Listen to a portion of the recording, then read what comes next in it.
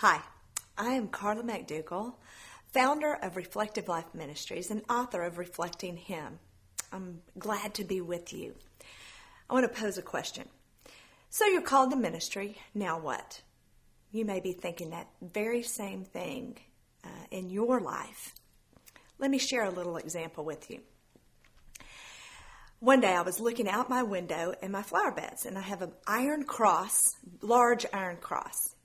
And I noticed below it was a lizard going back and forth just all over that particular area. And then all of a sudden, in one moment, he was up on top of the cross, all fours on top of the cross, and his head was totally just extended upward where you could just see his throat, almost as if he was just praising the Lord, just back and forth, just praising God.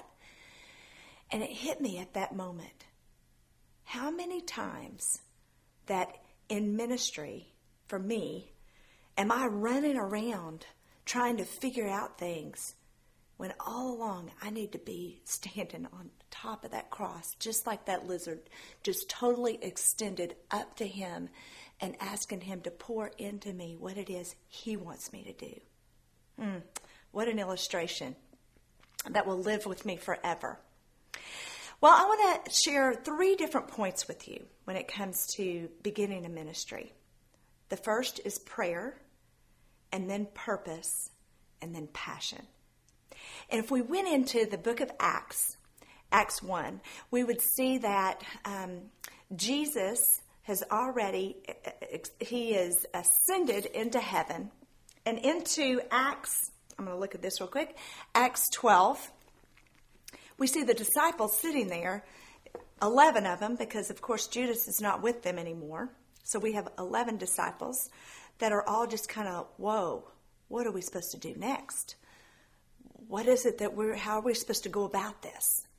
What I love about reading this is if you look in verse 14 of Acts 1, it says, they all joined together constantly in prayer. So number 1 was, as they were beginning this movement forward in this ministry that has been left before them and is before them basically, they are asking the Lord constantly, what is it that you want? They were in constant prayer together. That would be number 1 when you begin ministry, or in any part of your ministry basically, is to continually be in prayer, constantly over that ministry, what God has for it. And then, if you read on down, you'll see that Peter says to them, okay, now let's go back, and if I look back into Psalm, this is what it says. It says that there's going to be one place that's vacant, and we're going to have to there's going to be one that's going to take the place. So he knew the purpose. He knew what the word had to say, and he knew what that in this particular place that God had them, that they were to find someone to fill that position. Now, they didn't just go out searching and just find someone who had a willingness to step in. No.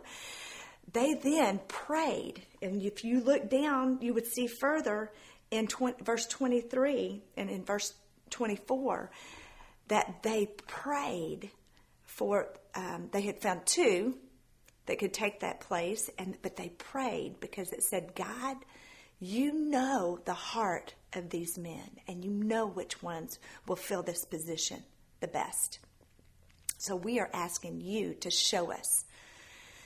So they didn't just fill that. They asked God to show them the direction.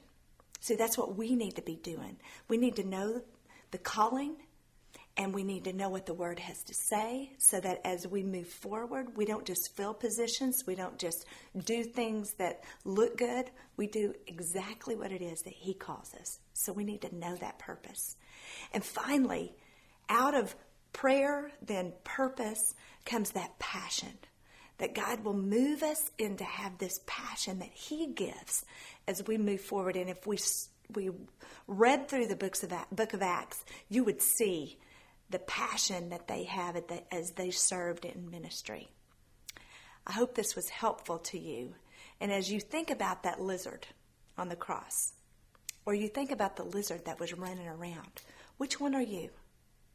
Are you running around trying to make things work?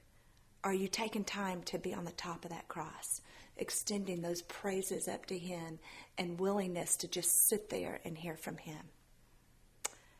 So, you're called to ministry. Now what? Pray, know that purpose, and then walk and move in that passion that God gives you as you serve Him in ministry. Thank you very much.